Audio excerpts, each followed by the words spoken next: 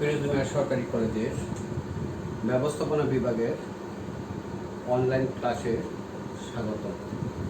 যদি আমি ব্যবস্থাপনা বিভাগের ছাত্রছাত্রীদের স্বাগতম জানাচ্ছি, কিন্তু মূলত এটা ব্যবস্থাপনা বিভাগের ক্লাস নয়। এটা একই সাথে আমাদের ব্যবস্থাপনা বিভাগের এই সাবজেক্টের নাম হলো ব্যবসায় আইনত পরিবেশ, বিবিএ সম্মান দ্বিতীয় বর্ষের একটা কোর্স। আর পক্ষান্তরে ব্যবসা বাণিজ্যিক আইন বিবিএ সম্মান হিসাব বিজ্ঞানের তৃতীয় বর্ষের কোর্স এবং ব্যবসায় আইনগত পরিবেশ বিবিএস স্নাতক বা পাস কোর্সের কোর্স। এই তিনটার কোর্সের মধ্যে মোটামুটি সুন্দর মিল আছে। এই কারণে আজকে আমি লেকচারটা খুব সংক্ষিপ্তভাবে এবং সমন্বয় সাধন করে দিব, যাতে লেন্দি না হয়। আমি যথাসম্ভব কম সময়ের মধ্যে ক্লাসটা শেষ করব। আজকে আমার আলোচনার বিষয় চুক্তি আইন 1872। চুক্তি আইন 1872। আমি আজকে প্রস্তাব, চুক্তি আইনের প্রস্তাব এবং প্রস্তাব সম্পর্কিত নিয়মাবলী আলোচনা করব। আজকের আলোচনার বিষয় প্রস্তাব সম্পর্কিত নিয়মাবলী। প্রস্তাব সম্পর্কিত নিয়মাবলী।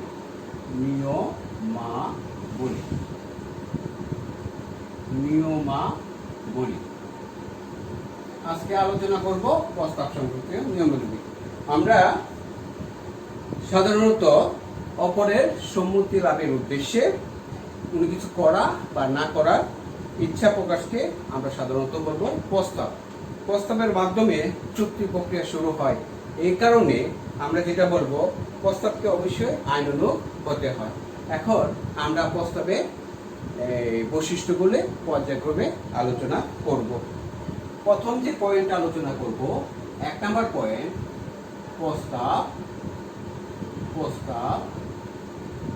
ব্যক্ত ও অব্যক্ত হতে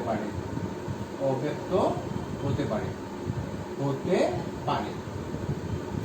অর্থাৎ আমরা যখন কোনো প্রস্তাব করব কাউকে, অর্থাৎ কোনো ব্যক্তি যখন, প্রস্তাবক যখন অন্য আরেক ব্যক্তিকে প্রস্তাব করবে, প্রস্তাব গ্রহীতাকে, তা কি হতে পারে? দুই ধরনের হতে পারে, ব্যক্ত হতে পারে, অব্যক্তভাবে হতে পারে। অর্থাৎ দুইভাবে তারা উপস্থাপন করতে পারে। ব্যক্ত বলতে আমরা কি বলবো? লিখিতভাবে উপস্থাপনকে আমরা বলবো ব্যক্ত, মৌখিকভাবে বা লিখিতভাবে উপস্থাপনকে আমরা বলবো ব্যক্ত প্রস্তাব। অর্থাৎ সরাসরি সাক্ষাৎকার আছে, আরো আছে কি টেলিফোনের সাহায্যে, অথবা মৌখিকভাবে, অথবা চিঠির মাধ্যমে, বিজ্ঞাপনের মাধ্যমে আমরা লিখিত প্রস্তাব দিতে পারি। পক্ষান্তরে অলিখিত প্রস্তাব যেটা আছে, পক্ষান্তর যে অব্যক্ত প্রস্তাব আছে সেটা হলো আচরণের মাধ্যমে, আচরণের সাহায্যে আমরা প্রস্তাব দিয়ে থাকি। এই প্রসঙ্গে একটা উদাহরণ, অর্থাৎ অব্যক্ত প্রস্তাবের একটা উদাহরণ দেওয়া যেতে পারে। যেমন আশুগঞ্জ থেকে ভৈরব শহরের দূরত্ব 2 কিলোমিটার বা 2 কিলোমিটার হবে, 2.5 কিলোমিটার হবে। 2 স্টপেজ থেকে 2 বাস স্ট্যান্ডের দূরত্ব। সেখান থেকে দোতলা বাসগুলো যাচ্ছে। এখন দোতলা বাসগুলো যাচ্ছে, এটা একটা প্রস্তাব। কেউ যদি যাবার উদ্দেশ্যে বাসে উঠে, তাহলে সেই প্রস্তাবে স্বীকৃতি জ্ঞাপন করা হবে, এটা চুক্তিতে রূপান্তর হবে। বাস নির্দিষ্ট স্থানে পৌঁছার সাথে সাথে তাকে চুক্তি অনুযায়ী ভাড়া পরিশোধ করতে হবে। তাহলে এটা হলো একটি অব্যক্ত প্রস্তাব। তাহলে আমরা যে দ্বিতীয় পয়েন্ট আলোচনা করব, দ্বিতীয় পয়েন্ট হলো প্রস্তাব নির্দিষ্ট ব্যক্তি, নির্দিষ্ট শ্রেণী অথবা সর্বসাধারণের উদ্দেশ্যে হতে পারে। দ্বিতীয় পয়েন্ট আমি লিখি, প্রস্তাব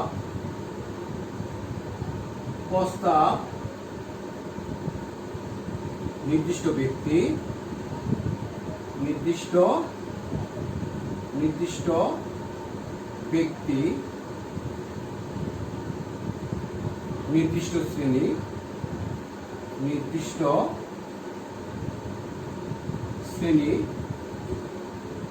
শ্রেণী,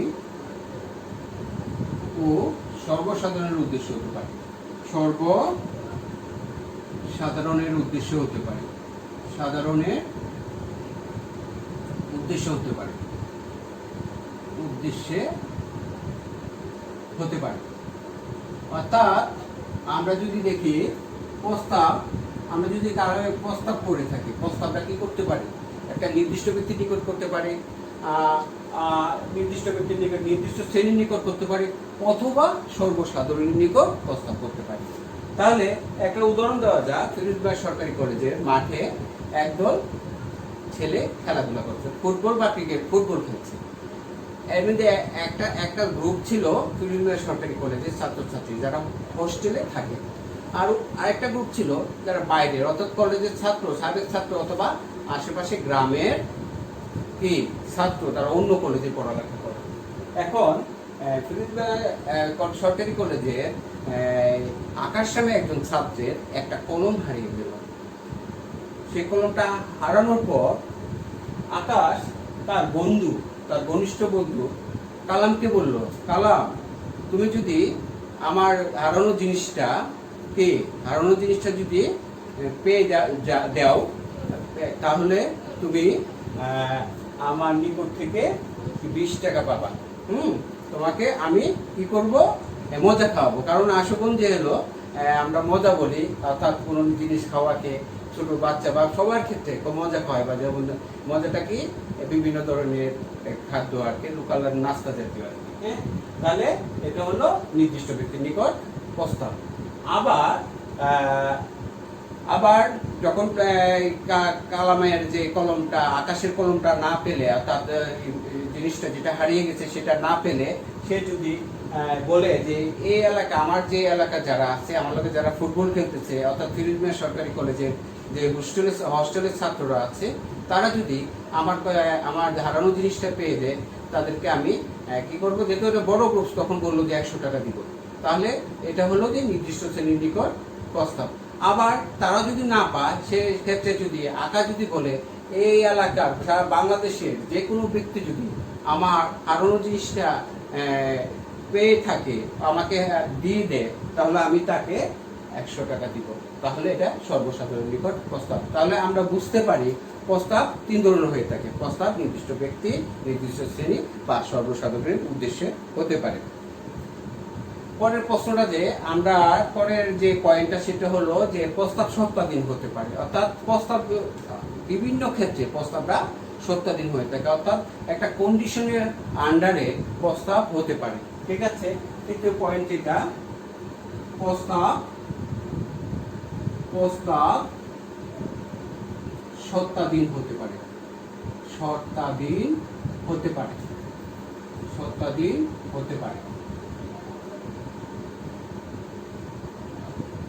প্রস্তাব কি হতে পারে? সত্ত্বাধীন। অর্থাৎ প্রস্তাবের সত্ত্বাধীন থাকে, তাহলে প্রস্তাবের যে বিষয়বস্তু, লেখা বা শর্তাবলী, এগুলা কি যথাযথ হতে হবে, নাহলে প্রস্তাবটা বাস্তবায়ন করা যাবে না। হ্যাঁ, প্রস্তাবটা, হ্যাঁ, যেমন এখানে আছে প্রস্তাবের সত্য।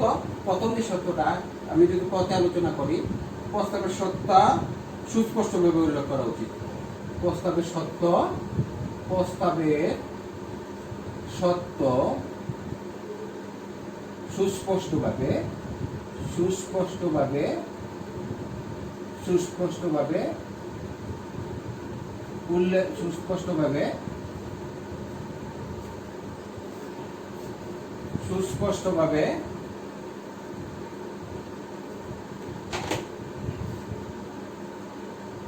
উল্লেখ করা উচিত। তাহলে এখানে যেটা বলবো, আমরা যদি প্রস্তাব সত্ত্বাধীন হয়, সেক্ষেত্রে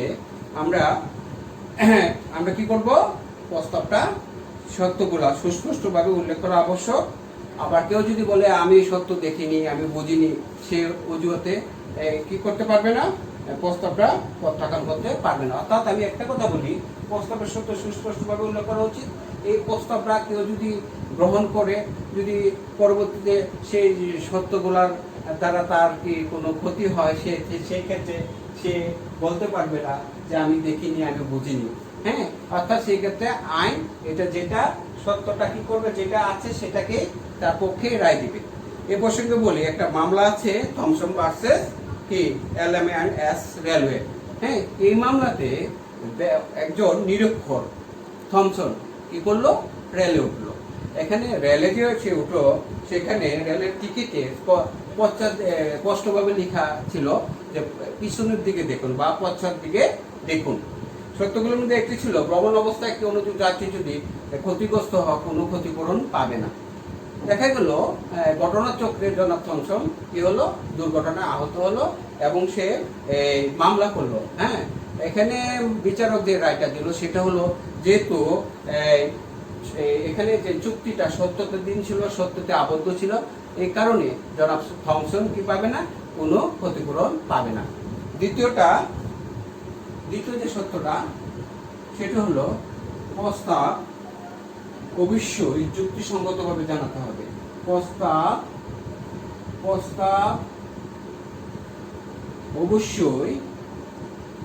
অবশ্যই যুক্তিসঙ্গতভাবে জানাতে হবে। যুক্তিসঙ্গতভাবে জানাতে হবে। প্রস্তাবের মধ্যে যদি কোনো সত্য থাকে, তাহলে সেই সত্যগুলা যুক্তিসঙ্গতভাবে বলতে, অর্থাৎ স্পষ্টভাবে উল্লেখ করতে হবে। না হলে সেই সত্যটা, যে প্রস্তাবের যে শর্ত আছে, তাহলে এই শর্ত কি হবে? অবশ্যই, এটা একটা ভুল লিখে ফেললাম, সত্য অবশ্যই, এটা প্রস্তাব না, সত্য হবে। সত্য অবশ্যই যুক্তিসঙ্গতভাবে জানাতে হবে। তাহলে আমি যেটা বলছি, যদি প্রস্তাবে সত্য থাকে, সত্যগুলা যুক্তিসঙ্গতভাবে উপস্থাপন করতে পারে। অর্থাৎ যুক্তিসঙ্গত বলতে বোঝা কি? স্পষ্টভাবে, যাতে প্রত্যেকের জন্য এটা বোধগম্য হয়। হ্যাঁ, স্পষ্ট আকারে লিখতে হবে। অর্থাৎ এখানে একটা মামলার বর্ণনা, রিচার্ডসন ভার্সেস রেন্ট্রি মামলাটা, সেখানে রিচার্ডসন কি করলো? জাহাজের টিকিট ক্রয় করলো। টিকিটের অপর পৃষ্ঠায় লেখা ছিল, বাজের মধ্যে লেখা ছিল যে কোনো অবস্থায় $100 বেশি ক্ষতিপূরণ পাবে না। হ্যাঁ, এরপরে এই লিখিত সত্য ছিল। তাই একটা দেখা গেল একটা ঘটনাচক্রে রিচার্ডসন আহত হলো এবং উনি মামলা দায়ের করলেন। মামলাতে দাহ্য হলো, যেহেতু সত্যগুলো সুস্পষ্টভাবে উল্লেখ ছিল না, এই কারণে রিচার্ডসন কি করবেন? সম্পূর্ণ ক্ষতিপূরণ পাবেন। তাহলে এই ক্ষেত্রে দেখা গেল সত্যটা যুক্তিসঙ্গতভাবে উপস্থাপন করা না করার কারণে রিচার্ডসন কি করলো? সেই আইনের সুবিধা পেল এবং সে সম্পূর্ণ ক্ষতিপূরণ পেল। তৃতীয়টা হলো প্রস্তাবের সত্য যুক্তিহীন বা ন্যায্য হলে হবে না। তৃতীয়টা যেটা প্রস্তাবের সত্য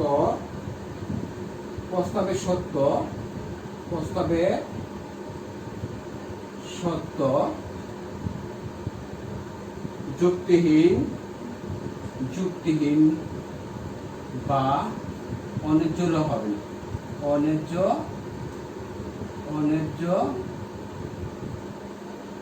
হলে হবে না। অর্থাৎ প্রস্তাবে যদি সত্য থাকে, সেই সত্যটা যদি যুক্তিহীন হয়, সেক্ষেত্রে এটা কার্যকর হবে না। হ্যাঁ, এখানে দেখা গেল আমি বা এটা অন্যতা, এটা বলবৎযোগ্য হবে না, কার্যকর বা বলবৎযোগ্য হবে না। তাহলে আমি একটা কথা বলি, একটা মামলা ছিল মাদ্রাস হাইকোর্টের লিলি হোয়াইট ভার্সেস মনস্বামী আয়ারের 1966 সালে 13 নম্বর মামলা মাদ্রাস হাইকোর্টের। সেই মামলা দেখা গেল মনস্বামী আয়ার কি করলো? শাড়ি তোলার জন্য লন্ড্রিতে দেয় এবং লন্ড্রিতে রসিদে লেখা ছিল কাপড় হারিয়ে গেলে কর্তৃপক্ষ, অর্থাৎ সেই লন্ড্রির মালিকটা বা কর্তৃপক্ষ সর্বোচ্চ 15% ক্ষতিপূরণ দিবে। ঘটনাচক্রে মনস্বামী আয়ারের সেই শাড়িটা হারিয়ে গেল এবং উনি মামলা দায়ের করলো। বিচারপতি রায় দিলেন, যেহেতু এখানে যে আছে, সত্যটা আছে, এটা অন্যায্য বা যুক্তিহীন, এই কারণে মনস্বামী আয়ার সম্পূর্ণ ক্ষতিপূরণ পাবে। আচ্ছা, আমরা উপরে চলে যাচ্ছি। পরের পয়েন্টটা 4 নাম্বার পয়েন্ট এখন আলোচনা করব। 4 নাম্বার পয়েন্ট এখন আলোচনা করব আমরা।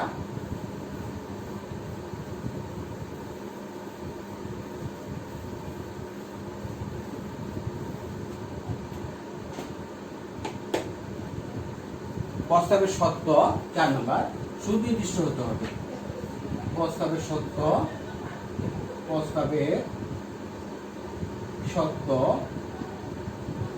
সুনির্দিষ্ট হতে হবে। সুনির্দিষ্ট হতে হবে। প্রস্তাবের সত্য কি হবে, এখানে প্রস্তাবের সত্য থাকলে সেই সত্যটা সর্বদা সুনির্দিষ্ট এবং সুনিশ্চিত হওয়া বৈধ প্রস্তাবের অপরিহার্য উপাদান। প্রস্তাব যদি অস্পষ্ট হয় তাহলে এটা কার্যকর হবে না। অর্থাৎ মামুন যদি বলে, মামুন যদি তার বন্ধু হাসানকে বলে, তুমি আমাকে যদি ছবি এঁকে দাও, আমার আমার মা বাবার ছবিটা এঁকে দাও, যেহেতু মামুন তার বন্ধুকে বলেছিল মামুনের বন্ধু ভালো আর্ট করতে পারে, তাহলে তোমাকে আমি প্রচুর টাকা দিব। তাহলে এখানে এটা প্রস্তাব হলো না, কারণ এটা সুনির্দিষ্ট টাকার উল্লেখ নেই। অর্থাৎ কন্ডিশন, অর্থাৎ প্রস্তাবটা সত্যটা যদি থাকে এটা সুনির্দিষ্ট হবে। এখানে মামুন বললো যে প্রচুর টাকা দিও, প্রচুর টাকা, কিন্তু এখানে সুনির্দিষ্টতা বোঝায় না, এই কারণে এটা প্রস্তাব হবে না। আচ্ছা, শুধুমাত্র ইচ্ছা প্রকাশ বা বিবৃতি প্রস্তাব নয়। 5 নম্বর যেটা, শুধুমাত্র শুধুমাত্র শুধুমাত্র ইচ্ছা প্রকাশ বা বিবৃতি প্রস্তাব নয়।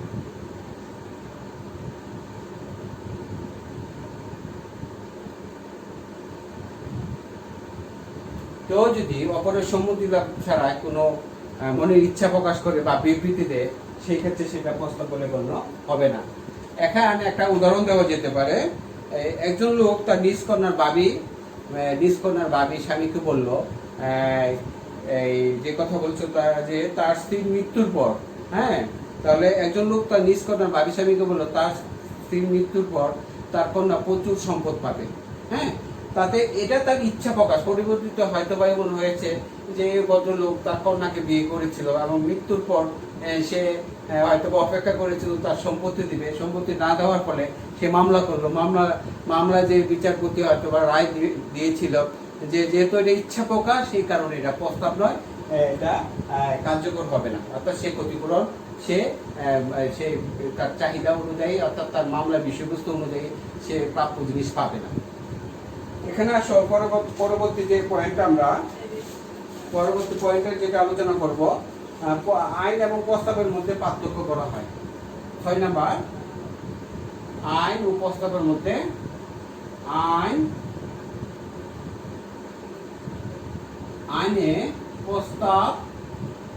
আইনের প্রস্তাব ও প্রস্তাবের আমন্ত্রণের মধ্যে আমন্ত্রণের মধ্যে পার্থক্য করা হয়। প্রস্তাবের আমন্ত্রণের মধ্যে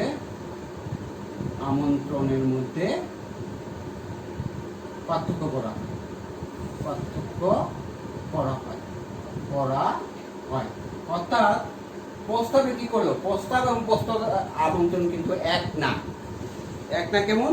অর্থাৎ দুটি বিষয়ের পার্থক্য আছে।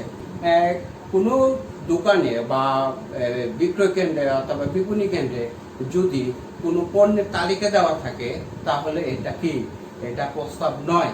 যদি একটি পণ্যের গায়ে নির্দিষ্ট মূল্য থাকে, তাহলে এটা প্রস্তাবের আমন্ত্রণ। কেউ যদি সেই মূল্যটা পড়ে, হ্যাঁ, সেই ক্রয়ের ইচ্ছা প্রকাশ করে, তাহলে এটা প্রস্তাব।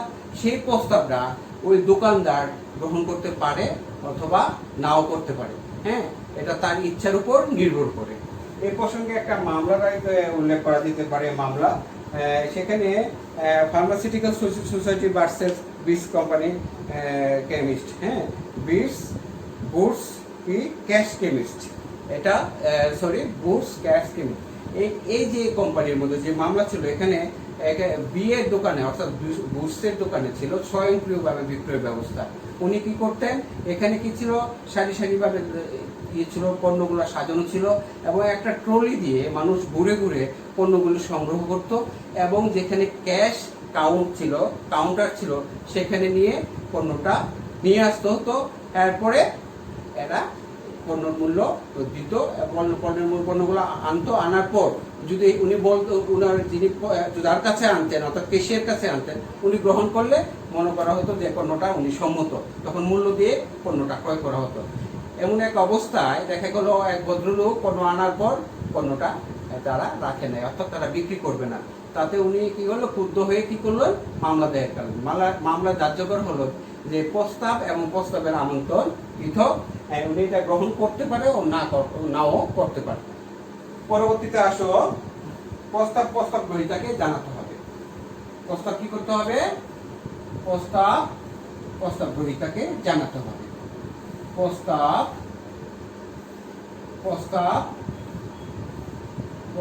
গ্রহীতাকে জানাতে হবে।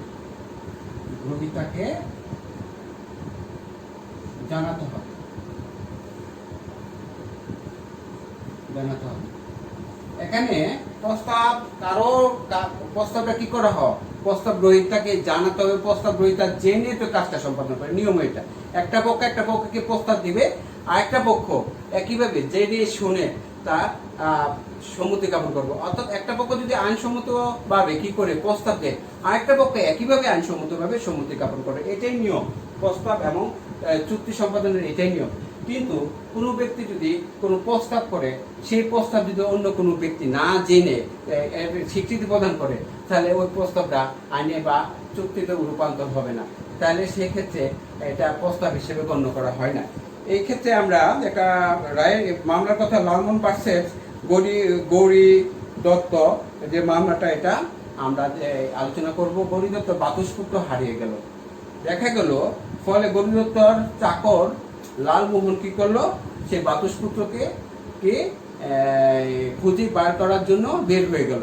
ইতিমধ্যে গৌরী দত্ত ঘোষণা করলো, কেউ যদি আমার বাতুসপুত্রকে, আদরের বাতুসপুত্র ছিল, খুঁজে এনে দেয়, তাকে কি করা হবে? 500 টাকা পুরস্কার দেওয়া হবে। ইত্যাবর্ষরে কি করলো? সে লালমোহন গৌরী দত্তর বাতুসপুত্রকে খুঁজে এনে জানতে পারলো যে গৌরী দত্ত 500 টাকা পুরস্কার ঘোষণা করেছেন। তখন উনি সে পুরস্কারের টাকা দাবি করে, ঠিক আছে? দাবি করার পর গৌরী দত্ত টাকা দিতে সম্মত না হওয়ায় উনি আদালতের দ্বারস্থ হয়। আদালত বলছেন যে প্রস্তাব যেহেতু গৌরী দত্ত শুনে নেই, না শুনে কাজ সম্পাদন করেছেন, এই কারণে এটা চুক্তিতে রূপান্তর হয়নি, এই কারণে উনি ক্ষতিপূরণ পাবেন না। আচ্ছা, এখানে প্রস্তাবে পরের পয়েন্ট আমরা আলোচনা করব। প্রস্তাবে আইনগত সম্পর্ক স্থাপনের অভিপ্রায় থাকতে হবে। প্রস্তাবে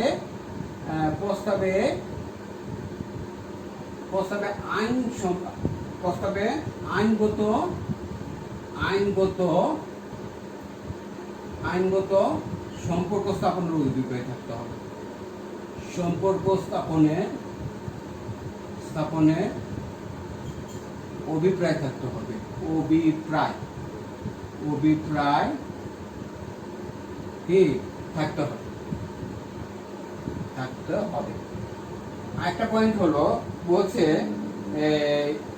এখানে কোন প্রস্তাব আইনানুগ হতে হলে তাহলে আইন সম্পর্কিত আইনগত অভিপ্রায় থাকতে হবে। এই প্রসঙ্গে আর বলি, প্রস্তাবে আইনগত সম্পর্ক স্থাপনের অভিপ্রায় থাকতে হবে। চুক্তি আইন অনুযায়ী কোনো প্রস্তাবকে আইনগত হতে হলে তাতে আইনগত সম্পর্ক স্থাপনে অভিপ্রায় থাকতে হবে। কাউকে যদি দাওয়াত করা হয়, সেই দাওয়াতে অপরপক্ষে স্বীকৃতি দিলে সেটা চুক্তির সৃষ্টি হয় না। অর্থাৎ কারণ এই দাওয়াতে চুক্তি সম্পাদনের কি থাকে না? অভিপ্রায় থাকে না। এটি একটি আইনগত প্রস্তাব নয়, এই কারণে এটা চুক্তিতে রূপান্তর হয় না। পরবর্তীতে আসো, আমরা সর্বশেষ না, আমরা উপরে চলে যাচ্ছি, কারণ আরো দুইটা পয়েন্ট আছে গুরুত্বপূর্ণ। পয়েন্ট আছে। দেখো ছাত্ররা, একটু মনোযোগ দিয়ে দেখো।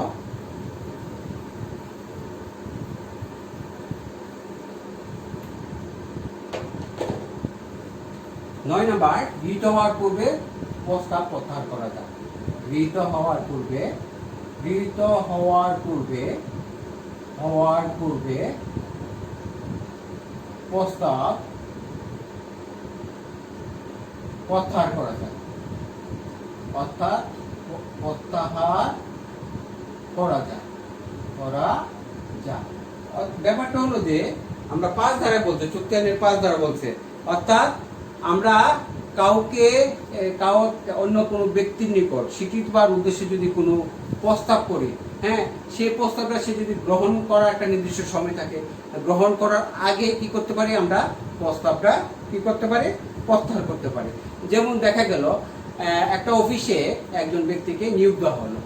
এদের কখন কি ছিল? আগের কথা চিঠির মাধ্যমে, ডাকের মাধ্যমে কি করা হলো, এটা যোগাযোগ করা হওয়া, চিঠি দেওয়া হওয়া, চিঠি পৌঁছতে পৌঁছতে 2-3 দিন চলে যায়, এমন হতে পারে। তো একটা অফিস থেকে কি করলো, একজন ব্যক্তিকে চাকরিতে যোগদানের জন্য কি করলো, প্রস্তাব পাঠালো।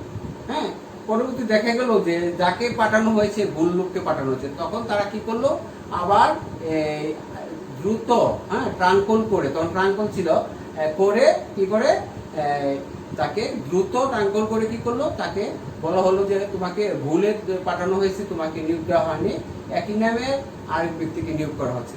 তাহলে এই প্রস্তাবটা গ্রহণ করার পূর্বে কি হলো, তাকে ট্রাঙ্কলের মাধ্যমে কি করা হলো, তার প্রস্তাবটা কি প্রত্যাহার করা হলো। হ্যাঁ, কি করা হলো, প্রত্যাহার করা হলো। এভাবে প্রস্তাব সবসময় আমরা কি করে, আইনের যেটা বিধান আছে প্রস্তাব গ্রহণ করার আগে, অর্থাৎ তার নিকট প্রস্তাবটা পৌঁছানোর আগে কিন্তু এটা করা যেতে পারে, অর্থাৎ তার নির্দিষ্ট সময়ে এখানে উপস্থিত হওয়ার আগে আর কি, বা পৌঁছার আগে আর কি। এখানে কোনো প্রস্তাব চিরকাল 10 নাম্বার এবং লাস্ট পয়েন্ট, কোনো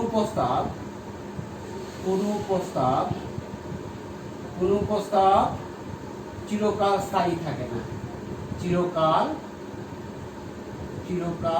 স্থায়ী থাকে না, অর্থাৎ ব্যাপারটা যদি বলি আমরা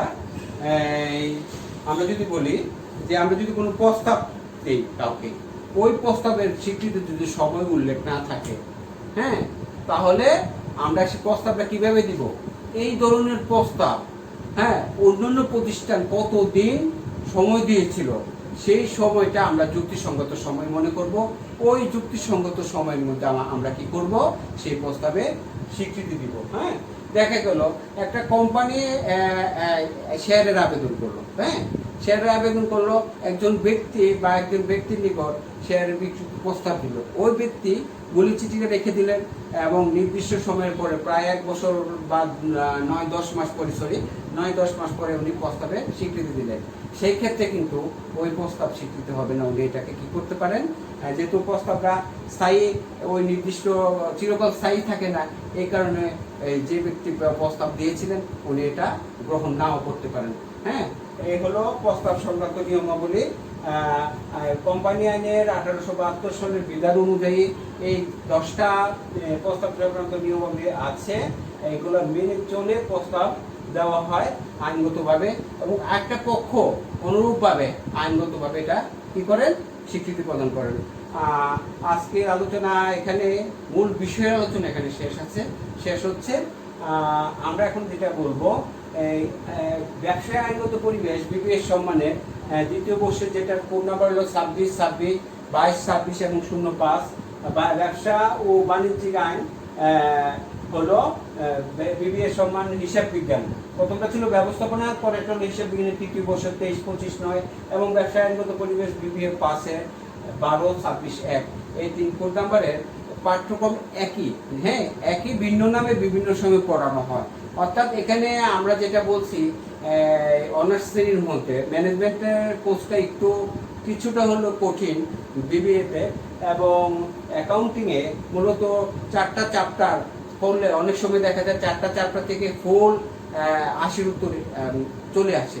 যেমন কি চুক্তি আইন 1872, পণ্য বিক্রয় আইন, হ্যাঁ, 1930, তারপর শ্রম আইন, ঠিক আছে, শ্রম আইন সম্ভবত 2006, কারণ অনেকদিন ধরে পড়ানো হয় না, এটা মনে হচ্ছে সম্ভবত 2006 হবে শ্রম আইন। এই 3টা চ্যাপ্টার আছে, পণ্য বিক্রয় আইন, চুক্তি আইন, শ্রম আইন। হ্যাঁ, এগুলা থেকে মূলত কোশ্চেন আসে পড়ে অ্যাকাউন্টিং ডিপার্টমেন্টে। 1 বছর তো 3 চ্যাপ্টার থেকে আসে গেছিল। এরপরে আরো আছে যে আইনগুলো আছে, এইগুলা থেকেও আসে, মাঝে মাঝে হস্তগত জরুরি আইন, ট্রেডমার্ক আইন, পরিবেশ সংরক্ষণ আইন থেকে কোশ্চেন আছে।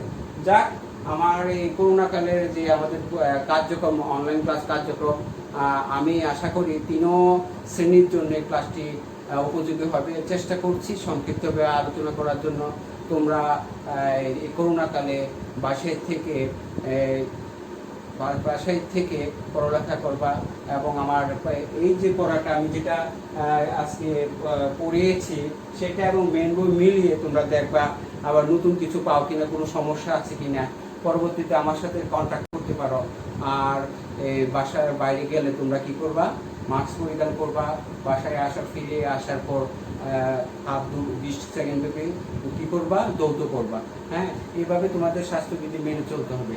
আজকের মতো আমার ক্লাসটি শেষ করছি। ধন্যবাদ।